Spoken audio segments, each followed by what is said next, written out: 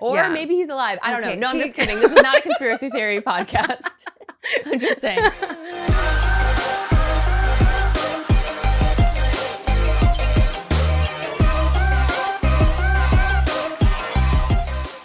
Hey, I'm Teague. And I'm Sam. And we are your well-informed girlfriends. Bringing you today's news, tips, and unsolicited hot takes. This week, we're talking about how America could be heading towards something called the infinite work week. No. How we're all using AI more than ever, and why we're so easily convinced videos we see online are fake these days. And to be honest, a lot of them are. Yeah, for sure. And that's the thing. Also, we'll be talking about how teen boys are dating AI chatbots at an alarming rate. Oh my gosh. Oh no. People are going on first dates at the gym. I would rather die. How about it? And then there's a new dating term called not catfishing, kittenfishing. We'll dive in, okay? We'll dive into it later. First things first, we have to talk about this crazy story. America might be heading toward an infinite work week. Yeah, that sounds so miserable. But basically, The Atlantic is saying that rather than freeing people from work or, I don't know, going down to 4 days a week, many workers are instead spending their days managing, supervising, and troubleshooting fleets of AI tools. Yeah, so basically they talked to software developers who are reporting this new kind of exhaustion. So one programmer described himself as an AI babysitter. Oh, gosh. Saying that his productivity increased dramatically. So he's doing so much more work, but so did his mental fatigue and his need for like constant oversight of these chatbots. Yeah. So the article highlights research from Boston Consulting Group showing that workers experience this AI-induced exhaustion. So including like brain fog, headaches, slower decision-making, difficulty focusing after extensive AI use. Oh, interesting. Yeah, which I thought was crazy because it's like, oh, you think like AI and chatbots like make things so much easier. It's like, no, when you have to like look over a bunch of them that are doing work, you have to like double check it all, right? Right. So managing these multiple AI agents at once can create this like cognitive overload. And one worker compared it to having a dozen browser tabs open and kind of like a million things going on at once. They all need your attention and you kind of just like have to go one by one. Because at the end of the day, you are not an AI bot. So you can't look at multiple things at once, which is what makes us different from AI, obviously. Right. So that's like kind of how it all works. But the bigger takeaway here is that, you know, AI might not be totally leading to mass unemployment right now, but there's this new kind of work and structure where people have to spend more time managing these machines and potentially feeling more drained as a result. So I thought that was interesting. I'm like, oh, like you would think like it's just making things so much easier. It's like streamlining things. You can get so much more work done at mass, but really these AI, but you have to look over it. You can't just like publish things that AI has written. I think my takeaway is actually two-part. One is that I think this is why so many of us can see the potential in AI, but I think also it should be reassuring to you if you're worried about having human work still in things. Like, well, I guess it's reassuring to me that they need oversight of humans because otherwise we'd all be SOL for like the rest of our working lives. So I guess it's like good and bad news. Yeah, good and bad news. Well, at the end of the day, you still need like obviously like a human's touch involved in all this stuff because it's like you can't even like a marketing campaign, like it can't fully be by AI because then it's all going to look the same, right? Right. And like that's something they're talking about in marketing, but also in like all of these other industries is like if everyone's using the same training data to create things, it'll all sound the same. So being a creative doesn't necessarily go away. I think it just kind of shifts. Totally.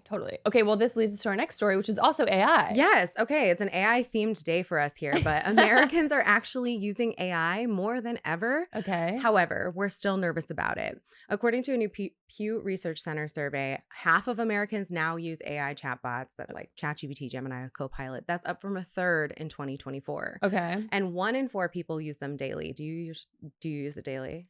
You know, I probably do. Yeah. Just for random, like I've been redecorating my place. So that's been a lot. It's actually kind of great for that. You can be like, how would this look with these curtains or whatever? So I think it's really handy. But I mean, I also have it through work and you can ask it to find an email if you're having a hard time or whatever. And that's what a lot of people say they're using it for. They use it for work tasks or creating images and videos or looking something up like specifically or, you know, entertainment in general. But more surprisingly, 13% of people use AI for news and 10% use it for emotional support or advice. Wow. Well, the emotional support and advice does not surprise me. I do feel like a lot of people are leaning on chatbots a little too heavily, and we'll talk about this later with our story about teen boys dating the chatbots. But I do think people are starting to use it more than like therapy. Like I worry about therapists' careers because people are really using chatbots for therapy. That's like a real thing. Or I'll like notice my chatbot will pepper in answers. I'll be like, hey, is it good that I have this on my resume or whatever? Like, given what I know about you as a former journalist with ADHD, I'm like, okay, girl, chill. Like, you don't know me like that. But anyways, so that kind of leads me to my next point. Evidently, a lot of Americans are really skeptical about this. And according to this survey from Pew, they think AI overall will be bad for society rather than good. 2/3 of people say AI is advancing too quickly. And roughly 7 in 10 think that it will make their personal information less secure. Oh, absolutely. Oh my gosh. If someone broke into my chatbot and like saw a few mental breakdowns that it's taken me off the wall for, they would not hire me. Some quick mentee bees with chat. Like who among us hasn't done that? Yeah. Or even honestly, I was thinking about this the other day. It's like even if my husband looked at it, he'd be like, girl, what are you doing? Like I'll be like, what do you think about my husband's fashion? Or and I'll like give it pictures of him. But anyway, so speaking of that though, like young adults are actually among the heaviest AI users. I'm including us in this young adults statistic.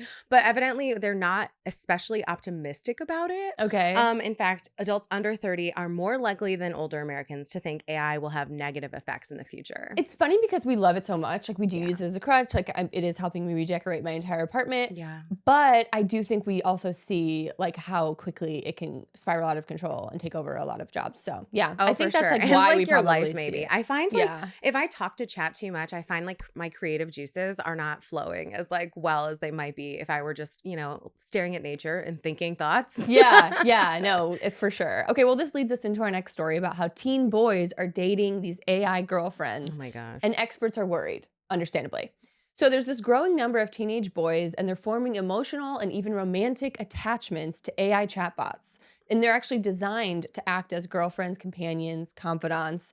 So experts say the appeal is obvious. AI is available 24/7, never rejects you, and is kind of designed to be affirming. Yeah. They're rizzing you up always. They're like, you great thought, Sam. 24/7. Yeah. And could you imagine like having a constant relationship with that?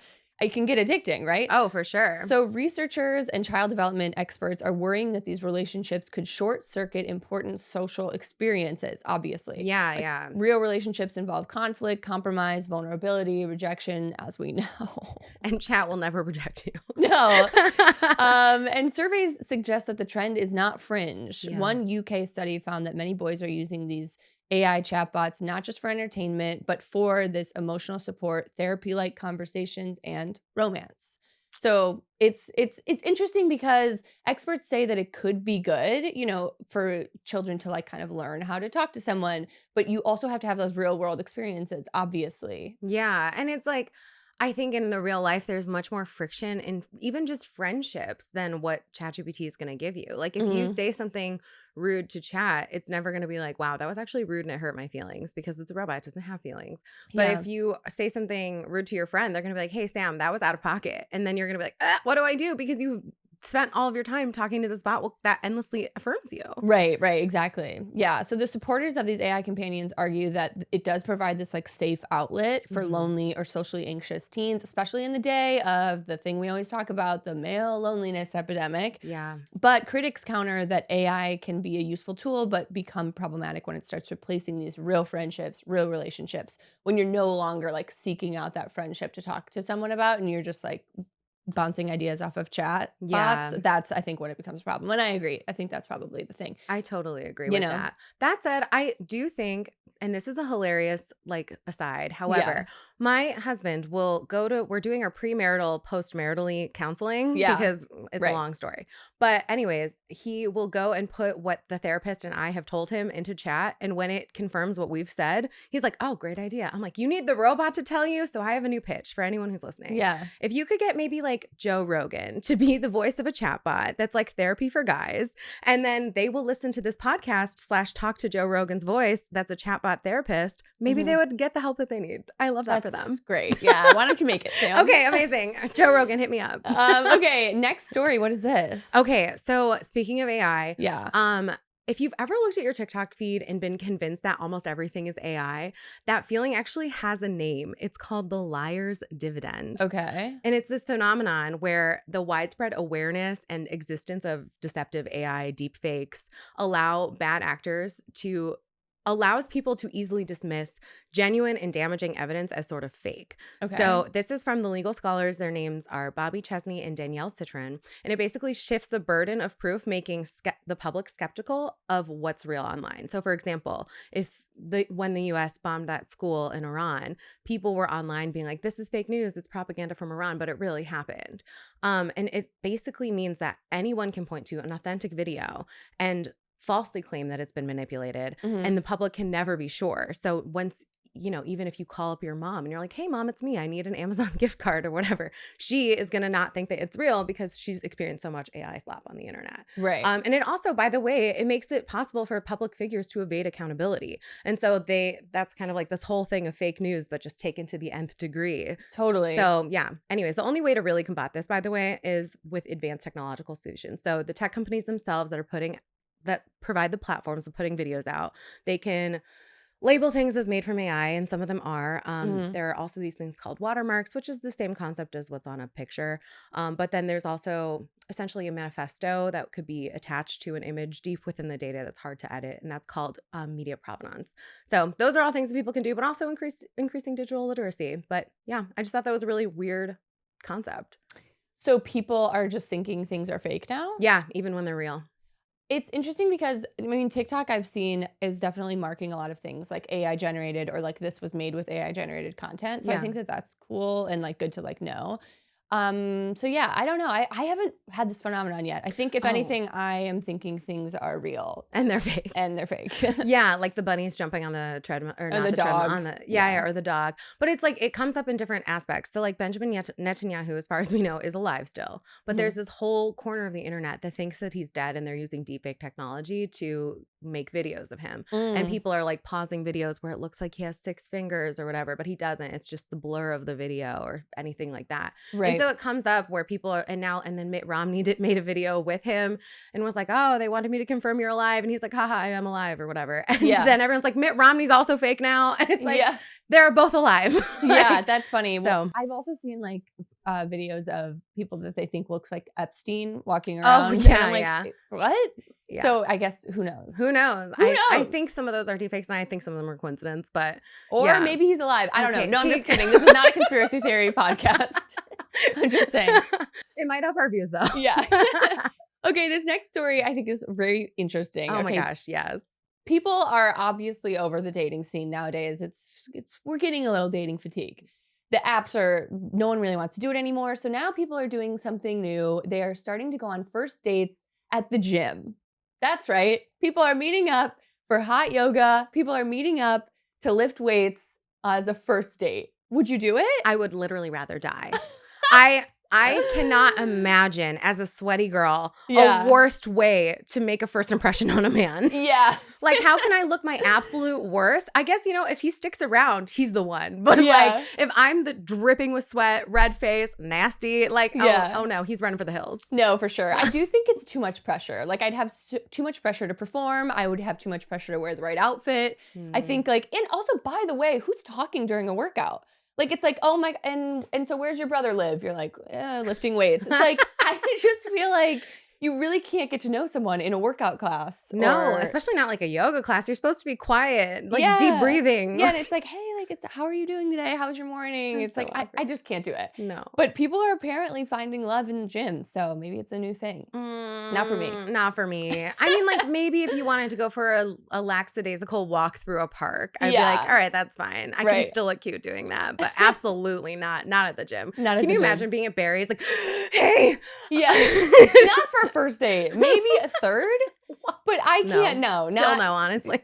I'm not even sure. My husband and I have been married for a year. We've been together for many more. Like, I don't think we've ever worked out together apart from like a hike. That's hilarious. I do think like gym workouts are kind of fun, like to do with someone that you're dating. I don't know. I've never done it, honestly. Yeah, I think it's kind of fun. It's kind of like, oh, like this is like a thing we're doing together. Yeah, it's a good bonding experience, and it's a good way to make yourself go. Like, yeah, exactly. If you guys are both going to the gym together, it's like, oh, I can't not go because he's taking me there. Right.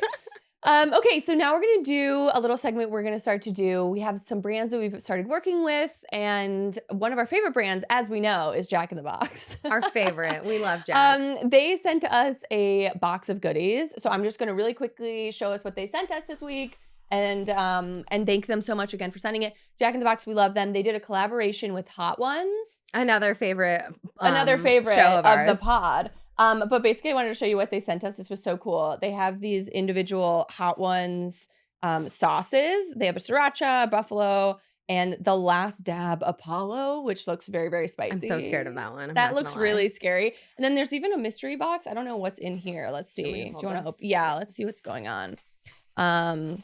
This is amazing. I just love Jack in the Box so much. Oh, a mini bobblehead, limited edition. Ooh.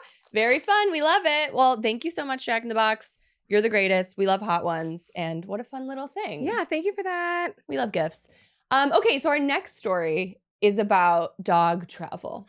So as we know, a lot of people in our generation are just no longer having kids. Yes. Or they're having kids, it's delayed. Yeah, right? Much later. So we are putting all of our attention, love, and affection into dogs or cats. Okay, a lot of dog people though. So a story out of Bloomberg this week looks at the rise of what they're calling dinkwad. So that stands for dual income, no kids with a dog. And so as more millennials are delaying or foregoing parenthood, many are directing disposable income toward luxury experiences, and increasingly those experiences are including their pets. TripAdvisor says that bookings for dog-friendly activities jumped more than 260% last year. So for many child-free millennials, pets are filling that emotional and lifestyle role that children traditionally were occupying. Yeah. Hotels are adding pet concierge, dog spa treatments, and gourmet pet menus. The trend reflects this broader economic reality that many millennials are facing higher housing costs, delayed family building, and instead of spending it on kids, they're spending it on wellness, travel, and a lot of the times they're bringing their pets. So at its core, this article really isn't just about dogs. It's also about how millennials are redefining adulthood. And previous generations often measured success through marriage, homeownership, children, and increasingly some younger adults are just measuring it through freedom, experiences, and the ability to have what they want. And a lot of the times that includes with their pets. Yeah. Honestly, as a self-identified dink. Yeah. Dual income.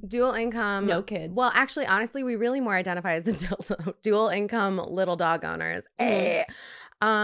We do bring our dog everywhere. Yeah. And part of that is because she's horrible to my friends at night. She wakes up and freaks out and licks her eyes. Can attest. She does not do it to me. So it's impossible to out-train her of that. But so we often bring her on our vacations. And I will say it's made us, I mean, I'm not buying her a luxury spa treatment. That would be absurd. But hilarious. I am, and also not in that tax bracket. But like we do bring her and we'll book a hotel because it's dog friendly. And like, we'll pay extra money to fly with her. And we'll go to a place that's I know to be dog friendly. We'll eat out at a restaurant that allows dogs on their patio. Like that's part of our travel experience now. And yeah, it's mainly like because we don't have a kid, but also because we have no one who will watch her. She's ruined all of my friendships. No, I'm just kidding.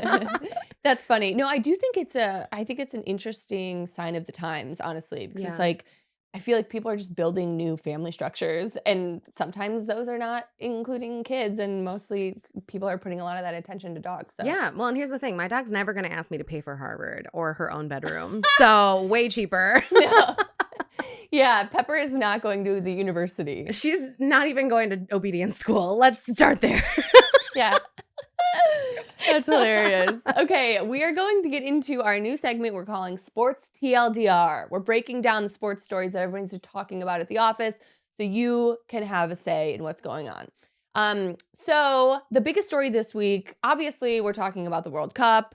And I also have to talk about, have you seen what's happening with Japan's fans? Yes. Did you see this? This is amazing. So after Japan's huge win this week, thousands of Japanese supporters stayed behind to clean the stadium. I love that. I know, not because anyone asked them to, but because that's just like they believe that if you go into a space, you should leave it better than you came into it and you found it. So photos and videos of fans are picking up trash have gone viral again. And honestly, it's becoming one of the most beloved traditions in sports. Oh, I love that. It's really cute. Another story everybody is obsessed with is, have you seen the random German tourist named Freddy? I have not, no. Okay, hilarious. He came to America. He's from Germany. He came for the World Cup. And he has started posting videos of all things America and all things that people don't really love about America, but he was like kind of obsessed with. Waffle House, he loves. Oh, so Buc-ee's, college football stadiums, country music concerts. So it's like Freddy, this German tourist, experiencing America. For the first time. For the first time. That's so fun. I've seen a bunch of tourists doing this, like an Italian getting refillable Cokes at like a place in Beverly Hills. And he was just like, I'm going to drink 10 of these. And his friend's like, bro, please don't. He's like, no, but I can. Yeah, it's so funny. Freddy's gotten so much attention. He's actually been invited to the White House. Oh my God, that's hilarious. Yeah, and then there's Morocco, one of the smallest nations in the tournament. Yeah. A week ago, they lost 7-1 and looked completely overwhelmed. But yesterday, which was Saturday, we're recording here on Sunday, they earned the first World Cup point in their country's history. Wow. With a scoreless draw against Ecuador. We love an underdog story here. Yeah. So their coach got emotional talking about how fans kept supporting them through everything and how it meant so much to them. So that was a really cute little heartwarming story this week. And on the player side, I don't know if you saw, England star Declan Rice revealed that he's been playing through some serious nerve pain for like 6 months. He said the number of games that these elite players have to play is basically obscene, which has sparked this like huge conversation during the World Cup about athlete burnout and how much we expect these professional sports stars to like really perform. And so that was, I thought, an interesting story that came out of the games as well. That is interesting. Yeah. And finally, I guess just like the big thing that we've been seeing in the World Cup is just like how sports are really bringing people together. Oh, yeah. And like we always know that that's like a thing that happens, obviously. But I have to say, it's just been really sweet. Like these block parties have been erupting. The World Cup game that happened in Seattle, that looked like really, just like a cool fun moment to be a part of. Or like I've seen all the Scots are in Boston Yeah. and they like drank all of the beer. Hilarious. Hilarious. And I'm like really glad that people are getting to see the side of America that kind of, I think even we forget about sometimes because it's felt like not a party in the USA lately. Totally. And so it's been really nice to see people appreciate Americans being Americans and not slamming on us. And Buc-ee's. And Buc-ee's. And getting and to Waffle Buc-ee's. House. And Waffle House. What an American institution. Amazing. Well, that was your sports TLDR. And now we're going to get into a segment we're going to start doing. We're going to start talking about stocks and finance, just giving you quick little snippets. Yeah. So like it's basically also a TLDR of like what you need to know from this week because it would be really boring for us to tell you everything, but we're going to just try and break it down as quickly and easily as possible. Yeah. I mean, I feel like with so much changing in the economy, it is nice to just have like a quick, this is the stocks people are talking about this week. This is the movement that's happening. And this is what you can kind of like expect. So we also got a lot of this information from Sumant, my husband, who has an MBA, who works and he majored in finance and he has an MBA and he just like would love to tell me about this. So here we go. He spent a lot of time telling me about some of these things and I fact checked all of it. Okay. So first up, well, I mean, I already knew this part, but first up, the Fed has a new chair. His name is Kevin Warsh. Okay. He was already a board member, but he has been picked by Trump to be chair. Okay. I should mention, by the way, that the previous Fed chair was this guy named Jay Powell and Trump hated him. I don't know if you've heard about this, but they were constantly bickering. Trump launched this whole investigation into him after going over on the Fed renovation of a building. It was a whole thing. Anyway, so Warsh wants to make some changes to the Fed. He made his first press conference this week. He wants to say less, meaning previous chairs have sort of signaled a lot of things, have had longer meetings, tee up their thoughts ahead of Fed meetings, etc. But Warsh thinks that generates too much noise and prefers what he's calling a family fight, aka like robust internal debate without notifying the press or anyone else. Oh, that'd be so nice. I know, right? Okay, so and he also wants to change the way inflation is measured. And this is kind of like in the weeds, but basically he wants to rely on more trimmed inflation measures that filter out some of the largest price swings. Okay. And he says that might give us a more clear picture of the underlying general inflation rather than their preferred gauge, which includes some of the like biggest outlying numbers, which can affect the median. Okay. So people were expecting him to be more responsive than the previous chair to Trump's pressure to make interest rate cuts. But he basically said the Fed is independent. And prior to his first press conference, people were expecting rate cuts by the end of the year due to the fact that Trump picked this guy, but he basically said like no. And they released this chart that indicates that people probably should be expecting rate hikes by the end of the year. Yeah. And that matters for people who aren't like up to date on this, but the Fed interest rate affects how expensive it is to borrow money for things like mortgages or a car loan or credit cards. And it also has an outsized impact on job growth, wages, and how fast prices rise because of businesses borrowing money to pay for things. So what that means for the stock market specifically, it's hard to say. But if rates go up, it'll likely mean bad news, at least in the short term. And then right after Warsh's press conference, the market sold off but bounced back on Thursday. So we'll see. And we want to talk really quickly about a few stocks people are talking about this week that you've probably heard of. Micron is a big one. Marvell is a big one. ASML, which makes those machine chips, those chips. It makes the machines that build the chips. Yeah. And then Marvell and Micron, those are the ones that make the chips. Right, exactly. And so like basically the through line of this is that the AI data center build out is still like happening. It's still the AI spending spree. It's not slowing down. And so all of the chips and the ASML people, and also, other hyperscalers like Amazon, Google, Microsoft, they are all still doing well because they're building out this infrastructure to support an AI future. Yeah. So if you think about it, it's like a housing boom, before anyone can move into a new neighborhood, you got to build the plumbing. Totally. Yeah. And a lot of people have also been talking about investing in the companies that are getting government contracts, which I think is really interesting. Yeah. And like an interesting way to like, track those businesses. People have been making a lot of money doing that. Oh, so that's really interesting. Yeah. But it's also incredibly risky because it's like, how long will they be working with the government or whatever? So always a risk. Yeah. I mean, the stock market's always a little risky. True. But, and then I did want to talk about one more stock really quick. Okay. You probably remember, and everyone's been talking about it, the SpaceX IPO. Yeah, of course. So post IPO, they did go up to about $200 per stock after their IPO launched at $135. So that was a lot, but it's still going down. It peaked earlier this week, but closed on Thursday at $185. So sliding. Remains to be seen. Yeah, it remains to be seen how much it becomes. I mean, obviously, most people rest invest. They aren't playing like day trader games with their stocks. So assuming, you're going to retire 10, 15, 20 years from now, it's probably fine. But yeah, TBD. TBD. We'll have to keep watching it. Exactly. Okay, so our final story, we love to leave you on a dating term. We do. Okay, this final story is about kitten fishing, which is a new dating term.